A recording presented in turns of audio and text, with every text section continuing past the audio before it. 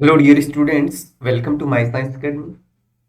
आज हम डिस्कस करेंगे माध्यमिक शिक्षा बोर्ड अजमेर क्लास 10 विज्ञान के मॉडल पेपर्स के बारे में। तो आइए देखते हैं इस जो आपका मॉडल पेपर है इसमें किस तरह से क्वेश्चंस पूछे जा रहे हैं। तो देखिए, आपका जो पेपर है 3 घंटे 15 मिनट का होगा और पूर्णांक 80 नंबर का होगा ये। तो जो सेक्शन ए है इसमें ऑब्जेक्टिव क्वेश्चंस पूछे जाएंगे और 12 ऑब्जेक्टिव क्वेश्चंस इसमें होंगे। तो आइए पहले स्टार्ट करते हैं सेक्शन ए से, जिसमें आपका पहला प्रश्न है, लड़कों में यौनावस्था के लक्षणों का नियंत्रण कौन सा हार्मोन करता है। तो जो टेस्टेरोन हार्मोन है वो इसका नियंत्रण करता है। तो इसमें हमारा राइट ऑप्शन होगा टेस्टेरोन। मस्तिष्क का कौन सा भाग श्वसन नियमन का कार्य करता है। तो जो पोन्स है वो श्वसन नियमन का कार्य करता है। थर्ड क्वेश्चन, इसमें मेंडल के एक प्रयोग में लंबे पटर के पौधे जिनके बैंगनी पुष्प थे का संकरण बौने पौधे जिनके सफेद पुष्प से कराया गया। इनकी संतति से सभी पौधों में पुष्प बैंगनी रंग के थे, परंतु उनमें से लगभग आधे बौने थे। इससे कहा जा सकता है कि लंबे जनक पौधों की आनुवंशिक रचना निम्न थी। तो यहाँ हम डायरेक्ट आंसर देख रहे हैं। जब इसमें हम संकरण कराएंगे इन पौधों के लिए तो हमारे पास जो इसमें रिजल्ट हमको मिलेगा वो मिलेगा कैपिटल टी, स्मॉल टी और डब्ल्यू डब्ल्यू, यानी कि इसका ऑप्शन हमारा राइट होगा। लोहे की कील को कॉपर सल्फेट के विलयन में डालने पर कॉपर सल्फेट के विलयन का नीला रंग धूसर हो जाता है।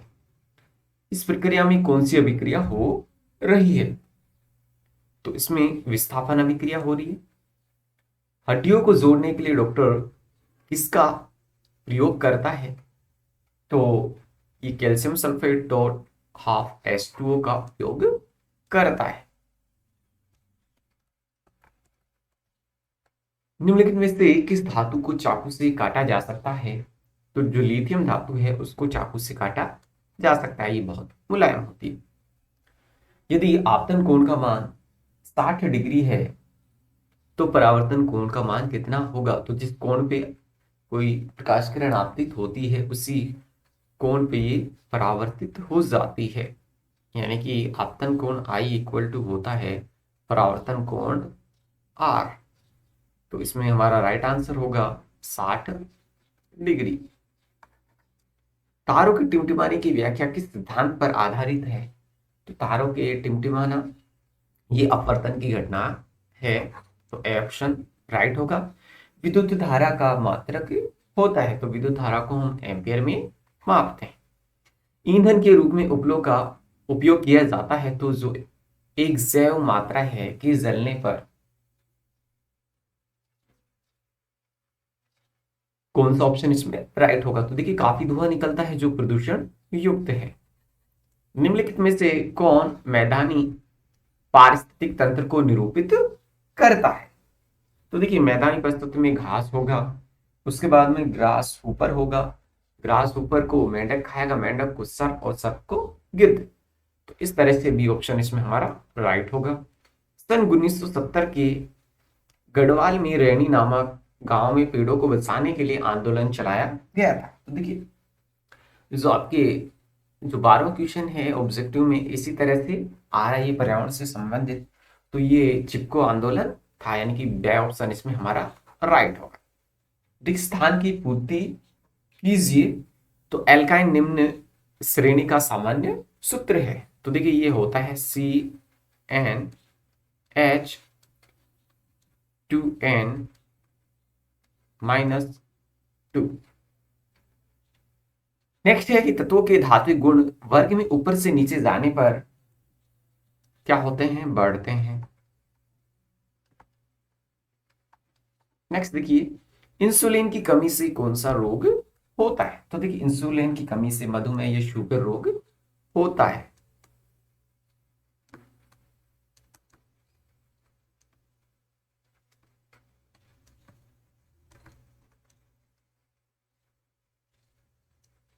खालिस्तान नामक यंत्र से रक्तदाब नापा जाता है।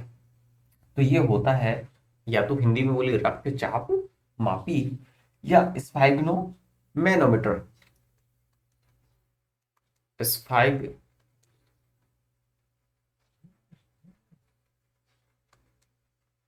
स्फाइग्मो मैनोमीटर।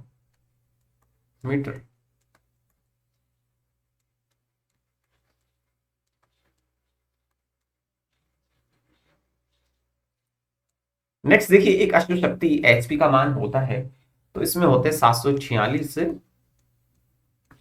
वाट यानी डब्ल्यू।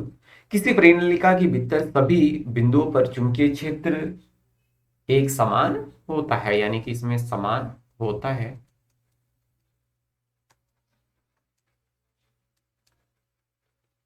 ये थोड़ा ऐप मिस्टेक कर रहा है, इसलिए इसमें जो हमारी राइटिंग है वो ठीक से नहीं बैठ रही। नेक्स्ट देखिए, अच्छा इससे पहले सो हमारा प्रश्न थर्ड है, वो देखते हैं। अति लघुरात्मक प्रश्न है। इसमें हमको बताना है कि अभिक्रिया में प्राप्त पदार्थ एक्स का क्या नाम है। तो देखिए, कैल्शियम कार्बोनेट है और ताप की उपस्थिति में अभिक्रिया संपन्न हो रही है, तो इससे एक तो CO2 रिलीज हो रहा है, तो ये तापीय वियोजन अभिक्रिया है। तो एक्स इसमें हमारा है Ca और कैल्शियम ऑक्साइड, ये हमारा एक्स का होगा। किसकी पीएच अधिक होगी ये हमें बताना है। एक तो रक्त है, एक आसुत जल है। तो देखिए, आसुत जल की पीएच होती है 7 और रक्त की होती है 7.4, तो इसकी पीएच अधिक होगी। जठर रस एवं नींबू का रस है, तो इसमें किसकी पीएच अधिक होगी। तो देखिए, जठर रस एक प्रबल अम्ल है, यानी कि HCl है जैसे, तो इसकी पीएच 1.2 है। और नींबू का रस है, इसकी पीएच होती है लगभग 2.4। सोल्डर किन धातुओं की मिश्र धातु है। देखिए, सोल्डर में लेड और टिन होता है, यानी कि Pb प्लस Sn होता है इसमें, Pb प्लस Sn। Pb को हम बोलते हैं लेड और Sn को बोलते हैं टिन। नेक्स्ट है, सल्फर की 8 धातुओं 8 परमाणुओं से बने सल्फर के अणु की इलेक्ट्रॉन बिंदु संरचना क्या होगी। तो देखिए, जो सल्फर है ये यहां मैं बना दूं, अगर ये एक सल्फर है और ये 8 से जुड़ा हुआ होता है, जैसे कि ये 2, ये 3, 4, 5, 6, 7 और 8। और इसमें जो इलेक्ट्रॉन किस तरह से होते हैं, ये 1 1 2 3 4, तो 4 तो इसके पास होते हैं, सबके पास ये 4 होंगे, 1 2 ऐसे, 1 2 1 2। और जैसे 2 का ये इसके साथ साझा करेगा, 1 2, और 1 2 इसके साथ साझा करेगा, ऐसे ही ये 1 2 इसके साथ साझा करेगा, 1 2 इसके साथ साझा करेगा, 2 का इसके साथ साझा, और 2 का इसके साथ, 1 2 इसके साथ साझा करेगा, 2 का इसके साथ। इस तरह से ये अपना अष्टक कंप्लीट करता है। नेक्स्ट देखिए, आधुनिक आवर्त सारणी में पहले 10 तत्वों में कौन सी धातुएं हैं। तो देखिए, इसमें हमारी है लिथियम और बेरिलियम, यानी कि Li और Be। लिथियम Li और Be।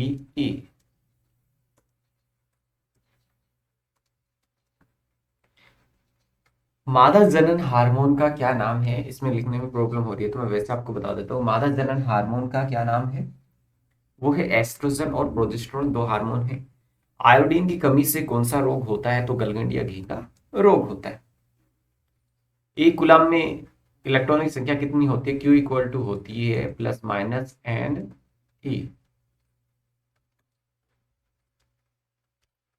किसी सीधे चालक से विद्युत धारा प्रवाहित होने पर उत्पन्न चुंबकीय क्षेत्र की आकृति बनाइए। तो ये बना सकते हैं हम। ऊर्जा के आदर्श स्रोत में क्या गुण होते हैं? तो देखिए, एक तो ये आसानी से प्राप्त हो, दूसरा कि इसके भंडारण और जो परिवहन क्या हो, आसान हो।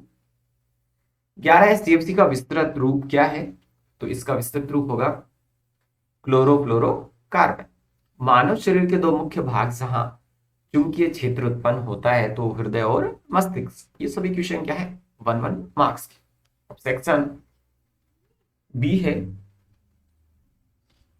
थर्मिट अभिक्रिया किससे कहते हैं? इसके रासायनिक समीकरण व दो उपयोग लिखिए। तो देखिए, थर्मिट अभिक्रिया क्या होती है कि ये एक विस्थापन अभिक्रिया है और इसमें अत्यधिक मात्रा में ऊष्मा बाहर निकलती है, इसलिए इसे हम ऊष्माक्षेपीय अभिक्रिया भी कहते हैं।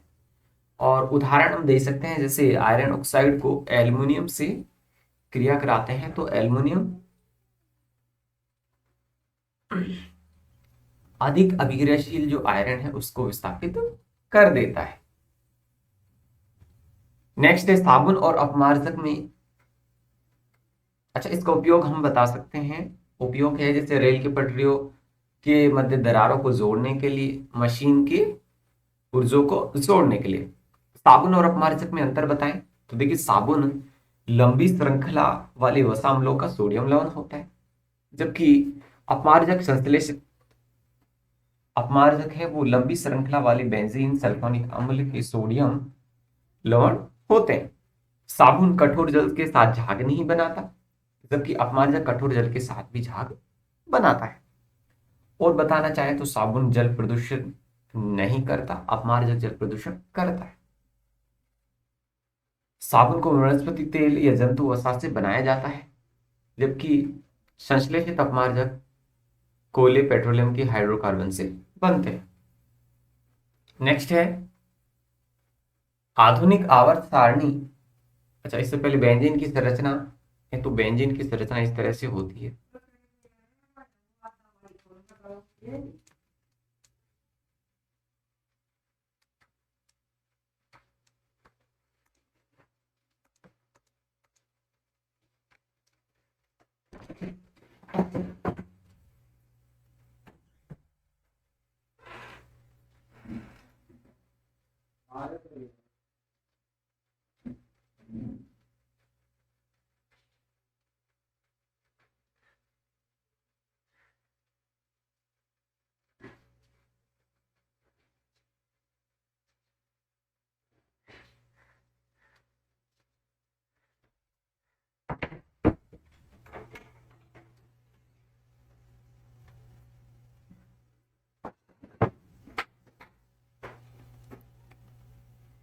तो बेंजीन की संरचना इस तरह से होती है। एक ये इसकी संरचना इस तरह से भी हम डिनोट कर सकते हैं। इसमें 6 कार्बन होते हैं।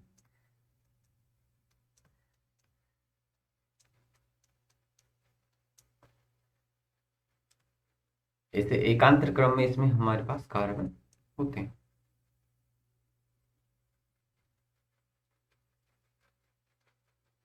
एक जैसे ये यहाँ होगा, उसके बीच में यहाँ कार्बन होगा और ये तो यहाँ डबल बंद होगा।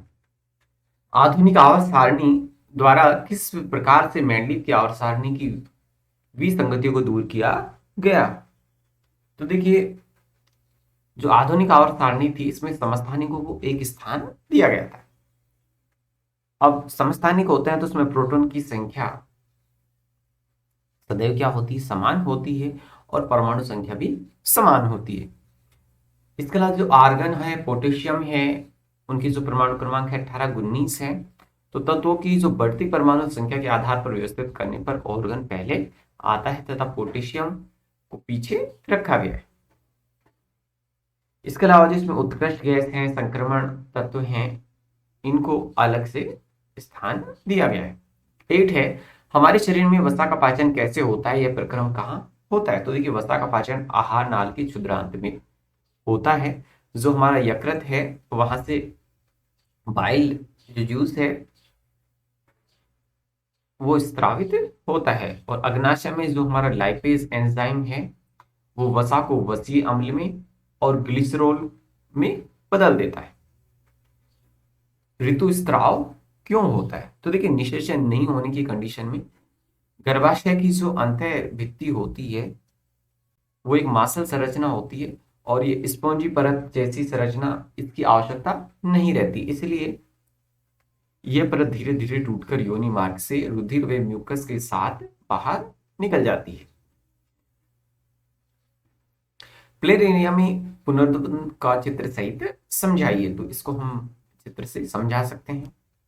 अवतल दर्पण के मुख्य फोकस को परिभाषित कीजिए। उत्तल दर्पण के दो उपयोग लिखिए। देखिए, अवतल दर्पण का मुख्य फोकस उसके मुख्य अक्ष पर स्थित वह बिंदु होता है जहां से मुख्य अक्ष के समांतर आने वाली प्रकाश किरण दर्पण से अपवर्तन के पश्चात मिलती हैं। इसे हम एफ से निरूपित करते हैं।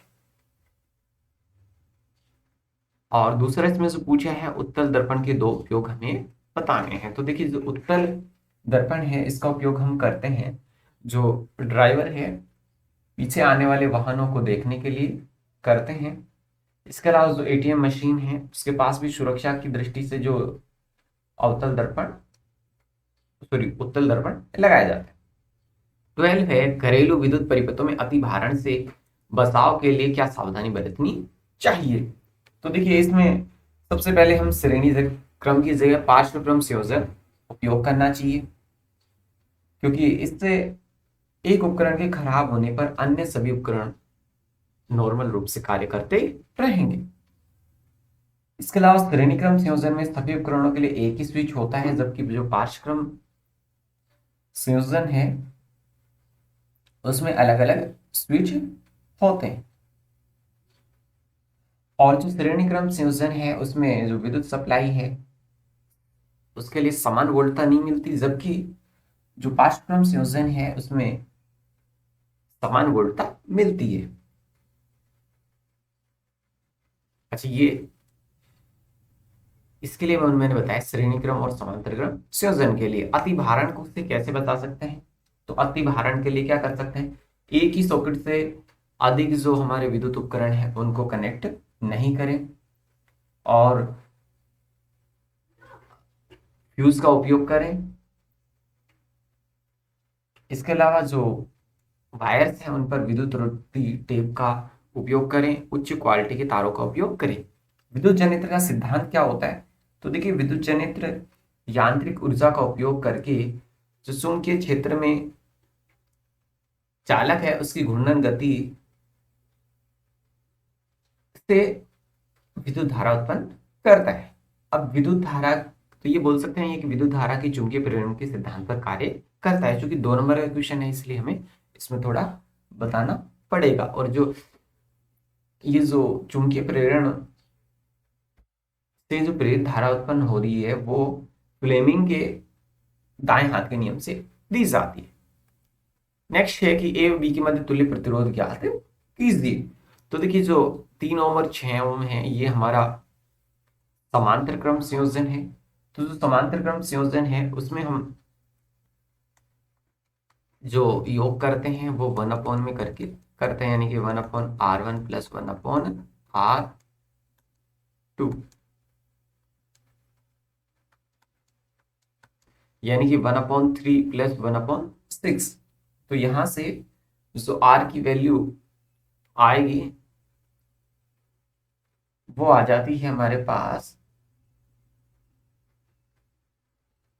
2 ओम, यानी कि यहां से ये पूरा आ गया 2 ओम।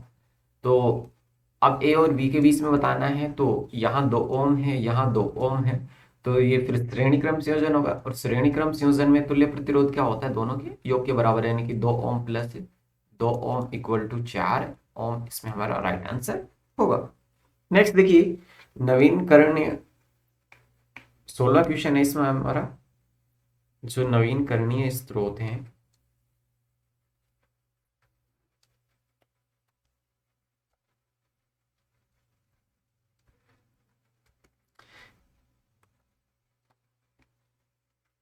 ऐसे 2 ऊर्जा स्रोत के नाम लिखिए जो आप नवीनकरणीय मानते हैं और इनके चयन के लिए तर्क देना है।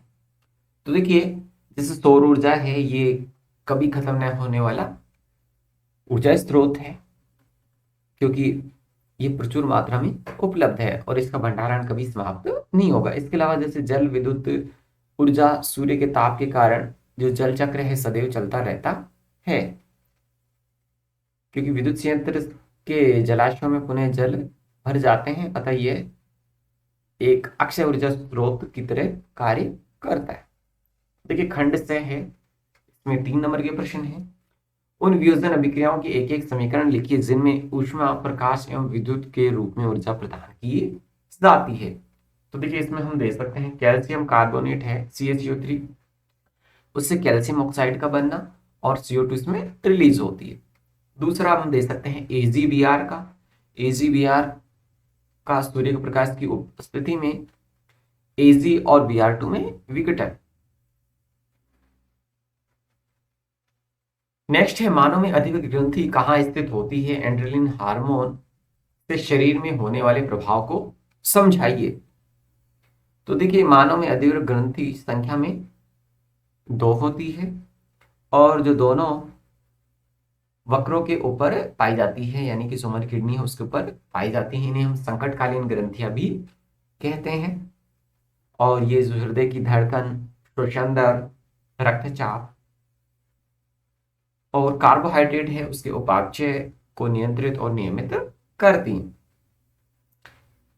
जो संकटकालीन हार्मोन है वो हमें संकटकालीन परिस्थिति से लड़ने के दौरान हमारी श्वसन दर व हृदय दर को बढ़ा देता है। कृत्रिम वर्ण द्वारा नए जीवों का विकास किस प्रकार हो सकता है, एक उदाहरण देकर समझाइए। तो देखिए जैसे जंगल गोभी की पत्तियों के बीच की दूरी कम करने से पत्ता गोभी का विकास हुआ। इसी प्रकार जैसे पुष्पों की वृद्धि रोकने से ब्रोकली को भी विकसित हुई। या फिर हम बोल सकते हैं जो बंधे पुष्पों से फूल गोभी का विकास किया गया।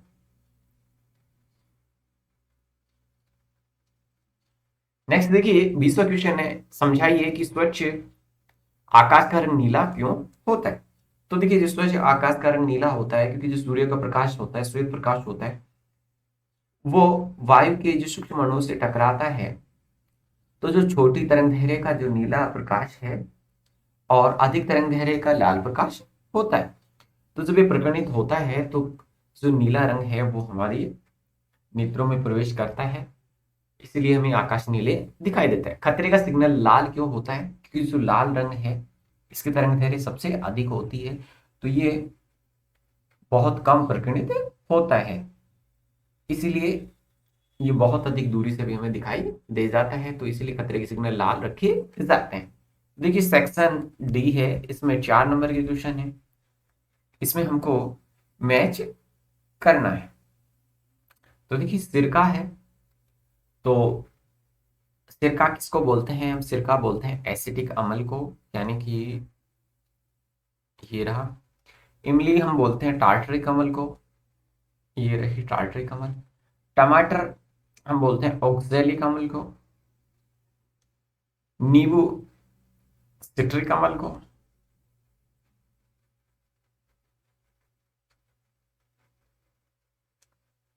जठर रस हाइड्रोक्लोरिक एसिड को बोलते हैं, दही लैक्टिक अम्ल को बोलते हैं,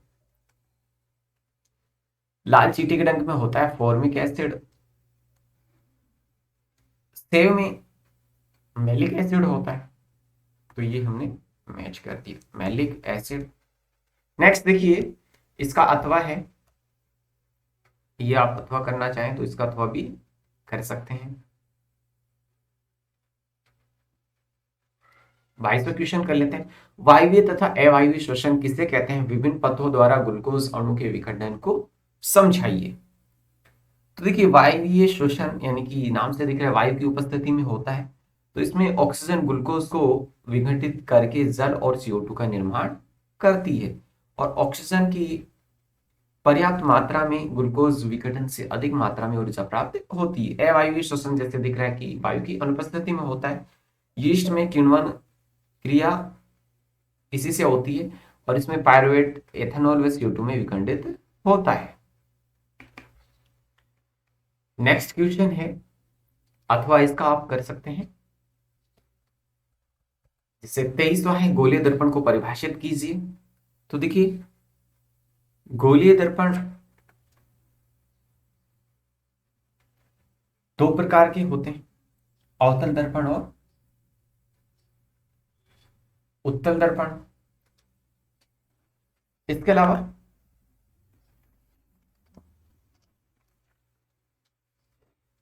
गोलीय दर्पण क्या होता है कि परावर्तक पृष्ठ गोलीय होते हैं इसके, और अगर हम इसका अंतर बताना चाहें तो गोलीय दर्पण इसमें परावर्तक पृष्ठ अंदर की ओर अर्थात गोले के केंद्र की ओर वक्रित होता है।